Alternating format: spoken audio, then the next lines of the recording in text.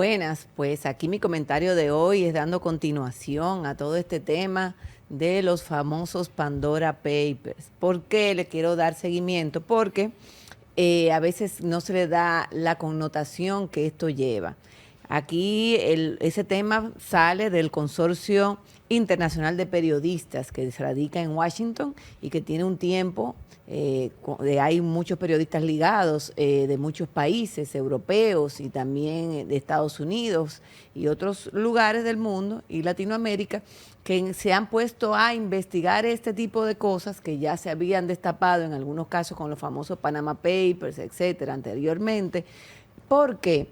Porque la desigualdad sigue creciendo y, por ejemplo, sociedades como las sociedades europeas que saben la importancia de la distribución de los impuestos, para qué sirven, por qué es que se cobran impuestos, que tienen ya ciertos caminos recorridos que no hemos tenido nosotros, que no hemos llegado a esos puntos donde tienen seguridad social, tienen sistema de transporte, tienen garantías. Esas sociedades tienen miedo de perder ese estilo de vida a nivel global. Entonces, la hipocresía que representa que grandes empresarios, inclusive personas hasta de la monarquía, se hayan visto vinculadas siempre a tener este tipo de herramientas que son los offshores. No es que se trate de ilegalidad, es que se trata de que son sistemas que buscan evadir impuestos o pagar menos impuestos. Por ejemplo, todos los empresarios y las empresarias, las personas que ganan grandes cantidades de dinero, pues evidentemente pues contratan especialistas financieros que son quienes le van indicando, en el caso, por ejemplo, personas dedicadas al arte, que en su función principal no es ocuparse de su dinero, sino hacer su arte, sus canciones, sus conciertos, sus giras, etcétera. Pero evidentemente, cuando ya se van viendo con mucho dinero, pues entonces ahí ya hay un tema de qué hago con todo este dinero. Y ahí vienen los contratos de personas especialistas, etcétera. Yo he dicho varias veces que las democracias viven en construcción y cosas incluso que ya tú tienes como buenas y válidas y permanentes en muchos países, como quiera, tienen que tener la cultura de irla cuidando.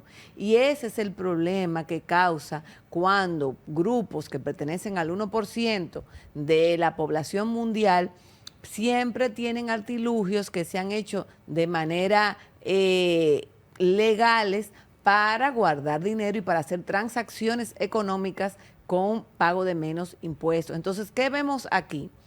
Mi amigo Cristian los otros días me dice, que la culpa entonces que de la cosa tuya de los medios. Bueno, pero si usted entra a los medios locales, no se le ha dado la importancia necesaria, no se le ha dado, no se ha desmenuzado qué esto quiere decir, no se le explica a la población por qué es importante, por qué ese grupo de periodistas estamos hablando de cientos de periodistas, se han ocupado de ir buscando esa investigación, esa información. Claro, en el caso nuestro, porque nosotros tenemos un poco de mala suerte en ese sentido, pues aquí se le ha querido dar una connotación más o menos de ir a buscar entre los políticos cuáles están metidos en eso.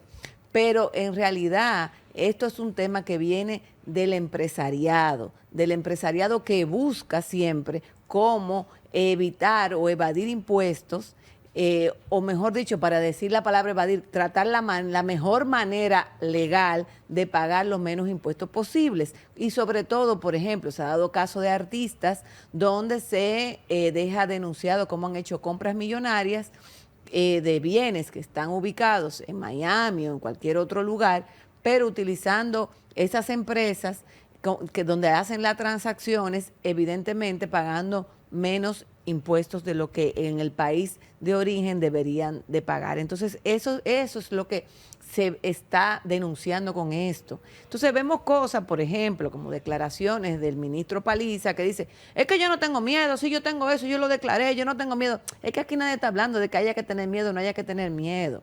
Aquí lo que se está hablando es de que eso significa en cuanto a lo que es la ética, en cuanto a lo que es la moral, respecto a usted fomentar que en un país se vaya se vaya enriqueciendo con el pago debido de impuestos y no se vaya ampliando la desigualdad económica, porque eso es peligroso.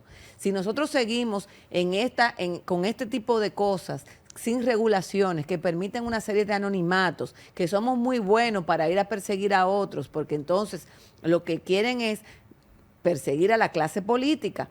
Pero ¿por qué ahora resulta que hay un grupo de empresarios que quieren ser políticos y ocupar puestos políticos? Eso no lo debemos de ver como algo normal y natural. Es muy fácil pasarse todo el tiempo desacreditando el quehacer político. Y por eso lo digo y lo repito muchas veces, que el partido de gobierno se prestó como canal de descrédito a la clase política como clase.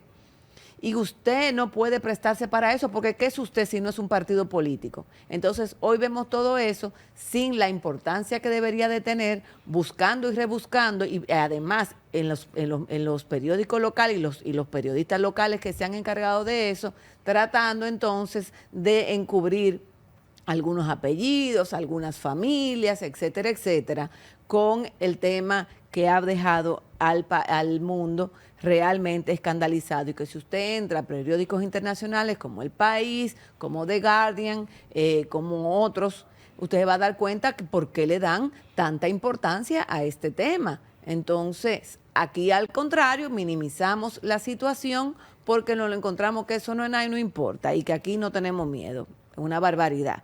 Entonces, por otro lado, el Partido de la Liberación Dominicana fijó su posición oficial esta tarde en una rueda de prensa donde decía al presidente de la República que si es verdad que él había declarado algunas empresas que tenía fuera del país, pero sin embargo las que salen en el tema de los Pandora Papers, que son la Little Cot y Padreso, pues esas no fueron declaradas, y que la ley sí exige que deban de ser no solamente declaradas, sino decir la parte que le corresponde de cada empresa. También el PLD fija una posición donde dice que qué ejemplo le da el presidente a la sociedad, al país, con este tipo de artilugios financieros, cuando usted entonces no confía en el sistema de pago de impuestos de su país, al que se supone que usted debería de defender, porque realmente para eso son los impuestos. ¿Cómo se va a pagar el 4% de la educación, tanto que exigimos con el tema de la calidad educativa? ¿Cómo se van a pagar las cosas que necesitamos en cuanto al tema de salud? Aquí mismo en este programa, cada vez que venimos con una persona que trabaja en el Estado, siempre hace denuncia de que quizás el presupuesto que tiene para lo que debe de realizar no es lo suficiente, y por eso siempre me pregunto, ¿y de dónde entonces sale el dinero? Y si nosotros, como la parte empresarial que tenemos no coincide con la parte política respecto a ciertos ideales y ciertas éticas de comportamiento, pues entonces es importante crear esa conciencia en la ciudadanía. Respecto a otro tema que para mí es muy importante señalar, porque me impactó bastante, es que vi en Netflix que salió un documental, les recomiendo a todo el mundo, que se llama Comunidad Dignidad.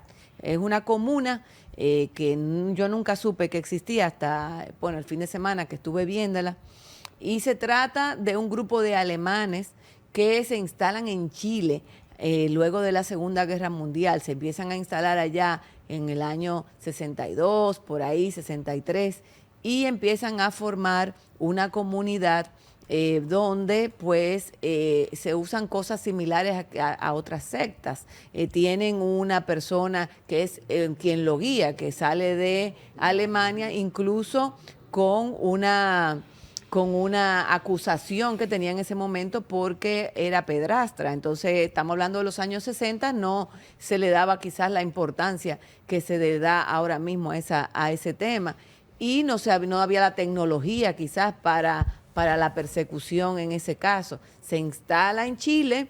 En Chile entonces se lleva algunos alemanes también, algunos niños pequeños, y empieza un tema que es muy común en algunas sectas religiosas, que es un asunto de desapego. Es decir, padre y madre no viven con sus hijos, sino que sus hijos son llevados a un espacio donde solamente conviven entre los niños y niñas, y lo que tienen alrededor son tías o nanas que los cuidan, y así no se crea un apego familiar y se empieza a trabajar en formar la comunidad, hacer la comunidad autosostenible en cuanto al tema agricultura, en cuanto a una serie de cosas, pero de repente, de buenas a primeras, empiezan a también a armarse, a tener armas para defenderse. Ese tipo de cosas ocurriendo así en un país ya todavía en los años 70 y todavía existía en los años 80. Y lo grande es que ellos se sienten alarmados cuando llega Allende al poder, porque evidentemente con la ideología marxista que tenía Allende, pues en muchos casos se hicieron expropiaciones de tierras que donde los campesinos eran explotados. Entonces yo le tenía miedo era a eso. Pero ya cuando viene Pinochet y da el golpe, pues ahí se hacen ellos panita de la gente de Pinochet. Y lo más desastroso es que esas tierras se utilizaron para esconder cadáveres de desaparecidos. Entonces, eso para mí es algo que es una barbaridad tremenda, como en nombre de Dios y en nombre de cómo incluso sociedades que uno dice de que wow, que son de que más avanzadas que nosotros, vienen estos alemanes dejándose llevar de un pendejo que le dice que las cosas se tienen que hacer de una manera. Incluso hombres y mujeres que duran hasta los 30 años sin ni siquiera poder tener vida sexual, o sea, ni siquiera poderse casar, porque ni siquiera se lo permitían. Oigan, qué barbaridad. Y esas son cosas que a mí me dicen, wow, pero ¿y cómo es que la humanidad se deja arrastrar así de esa manera? Sin embargo, aquí en nuestro país, que se han visto algunos casos, nunca hemos tenido, gracias a Dios, ese tipo como de exageraciones, porque también hay otro documental mucho más antiguo que se llama Wild Wild Country, que también está en Netflix. Eso ocurre en Estados Unidos, en Colorado, que todo el mundo sigue a un tal Osho, Bhagwan Rajneesh, o sea, o Osho, que también viene de la India y arman una comunidad en un pueblo enorme, y ya los tipos ya tenían incluso hasta policía local y todo el mundo vestido de rosado ahí, y una serie de cosas increíbles. Y también recientemente en Brasil pasó lo del tal Joao de Deus, Juan de Dios, que fue otro señor que él se montaba así, entonces se le metía la entidad, y atento a eso se supone que curaba personas y iban a un peregrinaje grandísimo. Esa comunidad subió muchísimo por ese peregrinaje. Pero a mí lo que me encanta es que tanto el tema de Joao de Deus como también el otro señor de Comunidad Dignidad, que ahora no me recuerdo el nombre, uno era pedrastra y el otro era violador de mujeres. Joao de Deus de mujer y el alemán pedrastra. Y siguió siendo pedrastra. Entonces, él era que bañaba a los niños lo mandaba a buscar y él lo bañaba y lo iba acostumbrando a que se sientan cómodos desnudos con él, y como que nadie ahí, porque tú oyes a lo que sobrevivieron de eso como contando, y ellos se sienten como que ellos no fueron parte, como que eso ellos lo encontraban bien, y yo digo, pero Dios mío, ¿y cómo es que puede haber un conjunto tan grande de gente tan bruta o tan tonta? Yo no puedo entenderlo. Eso se vino a saber porque precisamente los chilenos que metieron ahí fueron los que terminaron dando la denuncia, y hubo un alemán también que fue violado, que logró escaparse. Bueno, hubo dos, hubo una que al principio logró escaparse, pero ya fue incluso en los 70, y luego el más joven, pero estamos hablando de que ese lío fue en plenos años 90. Y todo eso, y a los dos, tanto a Joao de Deus como al señor alemán, lo buscaron y lo vinieron a encarcelar ya de 90 y pico de años, 80 y pico de años, después de haberse violado a todo el que le dio la gana. Entonces, ese tipo de cosas a mí me indignan, cómo la humanidad se deja manipular tan fácil ante esta situación. Y quería pues dar mi opinión al respecto, porque ese tipo de cosas tenemos que irla identificando para no caer en lo mismo, porque quien no conoce esa historia puede repetirla, como dice el dicho, y ese es mi comentario de hoy.